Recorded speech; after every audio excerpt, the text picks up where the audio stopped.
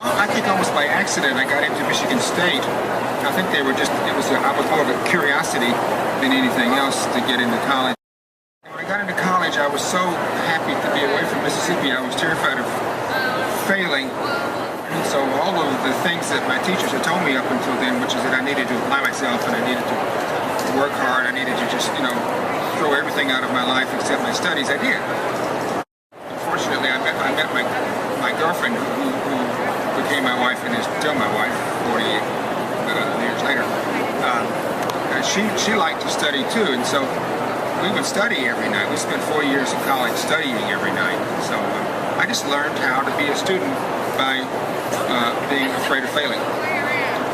Were you writing already at that point, or did you have something else in mind for your future? I wanted to be a Marine Corps officer and be in the Judge Advocate General's Corps, and so I went to the Marine Corps and went to law school. And for differing reasons, neither of those things worked out, and so I sort of looked back at that time at anything I'd ever done in my life that I hadn't failed at, and writing was one of those things. And so I did it I sort of backed into it, really. And it wasn't that I had a lot of high aspirations or knew what I was doing or ever really thought past the moment at which I said, I think I'll do this. I just did it, and Christina said, that's really a good idea, do that. That was in 1968. And so that's what I did. Yeah. In your novel, Canada, your narrator, Del Parsons, is a young man who has many challenges before him. I wonder if you could talk a little bit about Del and his origin. Well, Del is the first person narrator of Canada, and it's told at the time that Del is 66 years old and retiring from his teaching job in Windsor, Ontario, and he tells the story of his life when he was 15 and going on to 16, in which his parents committed a bank robbery and were immediately put in prison, and he and his twin sister were left alone in Great Falls, Montana. And the sister, the twin sister, ran away, and Del is taken across the border into Saskatchewan to basically live with strangers because his mother was afraid and provided for him, was afraid he would be put into an orphanage. So when he gets to Canada, when he gets to Saskatchewan, this is in 1960, he immediately falls into this sphere of a man who is himself a fugitive from justice and who is a psychopath. And it's kind of a rock'em sock'em story in lots of ways. It's kind of at least was my attempt at writing what I thought was my ideal literary book, which is to say a book that's about something important and that subscribes to all of the high aspirations of a literary book, but at the same time has stuff happening.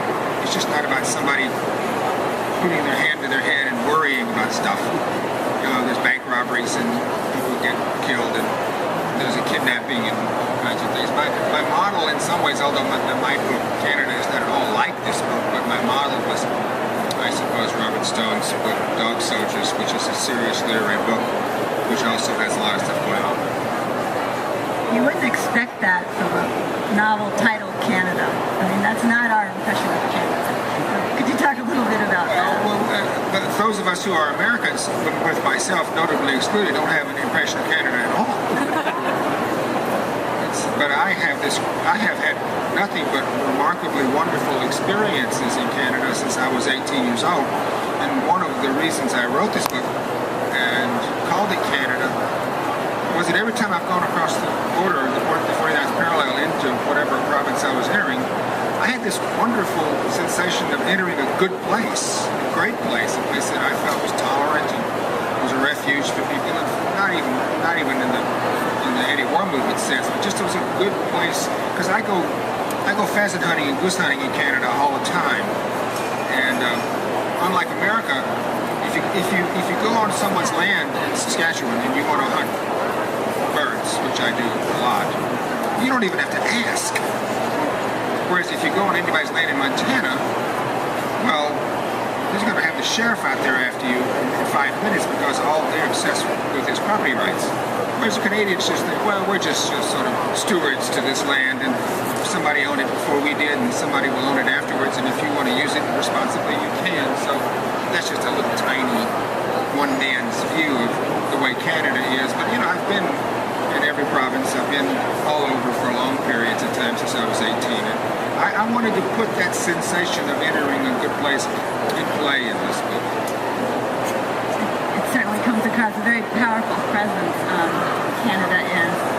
And I'm interested in other places you've written about, including New Jersey, which you were talking about earlier, and the news that your character that's featured in The Sports Writer and 2 other novels is someone that you've returned to writing about. So how did Frank Bascom come back in your life? Well, Frank Bascom never left, in the sense that I keep making, even though I forswore ever writing another novel that he narrated, but I keep making notes in my notebook that are sort of FB notes.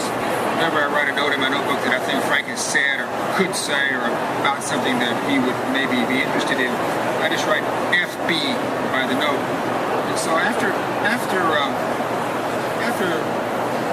maybe this is kind of interesting, sort of parenthetically, when I was on my book tour for Canada last summer, many kind readers would come up to me and say, "Are you ever going to write about Frank again?" And I always say no, because I'm tired.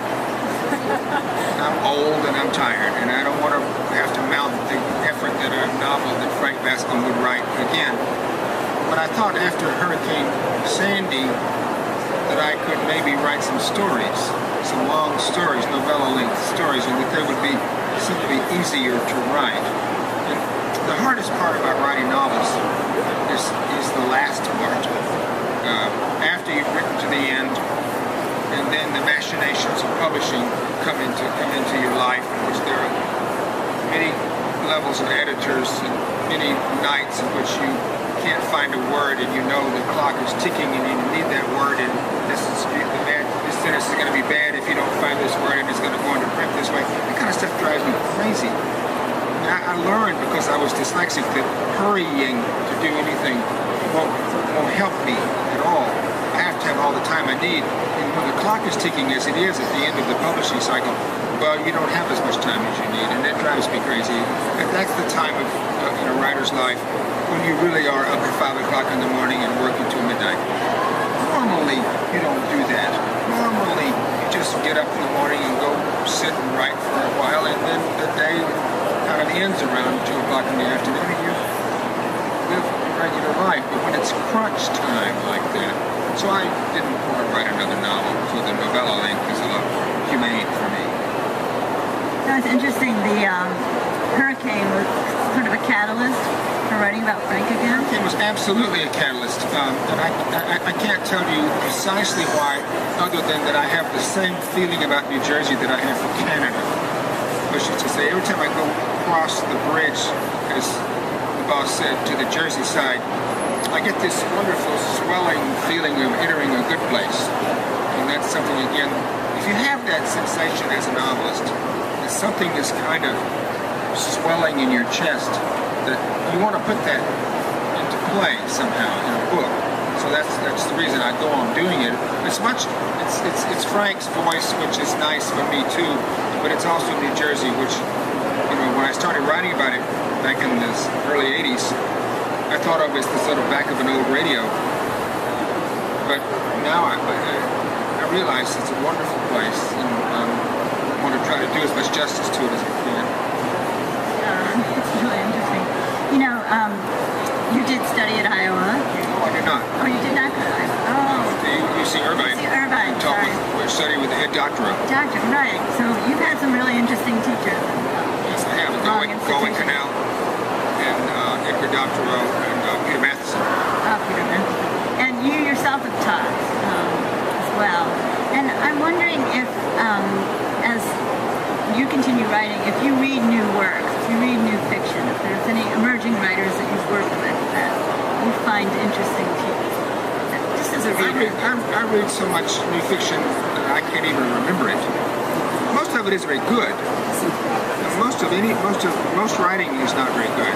You know that. You're all readers. I mean, it's just the fact of the matter. It's not cynical to say so. I mean, why should it be really? Why should a lot of writing be really good? I mean, you have to be lucky, and you have to be perseverant, and you have to have something to tell, and that just isn't true of everybody. But once in a while, something comes along, and by which I mean one every 10 or 11 books, 12, 13, 14, 15 books, and it's really good. And that is what keeps you going, because that's what inspires you.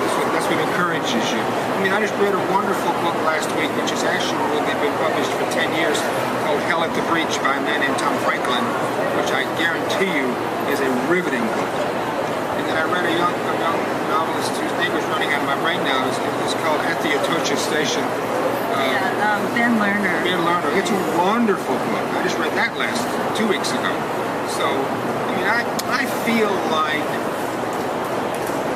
that it's not only something I'm curious about, but it's my obligation. That if me, a novelist, if I'm not going to read books, who the hell's going to read books? You know, I just don't believe that I can stand away from that and expect other people to read my books if I'm not going to read books. I think that's a tremendous attitude. What do you think fiction does for us? You've devoted so much of your life as a reader and a writer to fiction. I have a kind of an active working definition of what literature is, and fiction, when it's good, satisfies that definition. F.R. Leavis said that literature is the supreme means by which we renew our sensuous and emotional life and learn a new awareness. And so what literature does, and fiction if it can, is renew our sensuous and emotional life, and along the way tell us something that's important to us that we didn't know. So those are in some ways are rather prosaic responsibilities, but they can be achieved in any number of ways. That kind of responsibility doesn't commit you to any kind of verisimilitude. It doesn't commit you away from experimental writing. It doesn't valence you in any way except to have high aspirations. That's beautifully put. You also read a lot of poetry. We've spoken about poetry. Insofar as I am a subscriber to Poetry Magazine. The Chicago Institute. Yeah. And I know you're very interested in the sound of your writing. I am. And you have a certain way of working with your wife, Christina, I believe. Yes, I do. Could you describe that for us? Well, it's draconian. Just almost the last thing I do when a book is finished, and we're talking about a book that's maybe 500 pages in manuscript, is I read it all aloud to her. And what that means is she has a manuscript and I have a manuscript, and we sit in my study or in the living room, someplace quiet, and for 5 or 6 weeks we read all day, every day. And what that means is I'm reading and she's following along, and she'll say, no, read that again, or you just used that word 2 pages before, or you know, that passage, I don't think that really says what you think it says. And it may not seem like it. I have a terrible temper, and I just go into orbit when that happens. So I go into orbit about 3 times a day for 5 or 6 weeks. Christina, she's here today, but she's out of this room. She says she loves to do that, and certainly there's nothing like it between 2 human beings. I hate it. I really hate it, but because I'm dyslexic, it's the only way that I can be certain that all the words are in the places they're supposed to be, and that every piece of punctuation is where I think it should be. And I also, I will read something and I will read it aloud in a way that's different from what's written on the page. It's typical of dyslexics. I'll just read as if I were reading a script in my head, which is different from what's on the page. And she'll say, now it says here that the sky was blue, but what you have actually read is that the sky was gray. Which do you want? And I'll say, well, I don't know. Now that I've written it that way, I'm not quite sure which is the better way. So it has its own sort of, I guess you would say, imaginative component too. I hope I never do that again.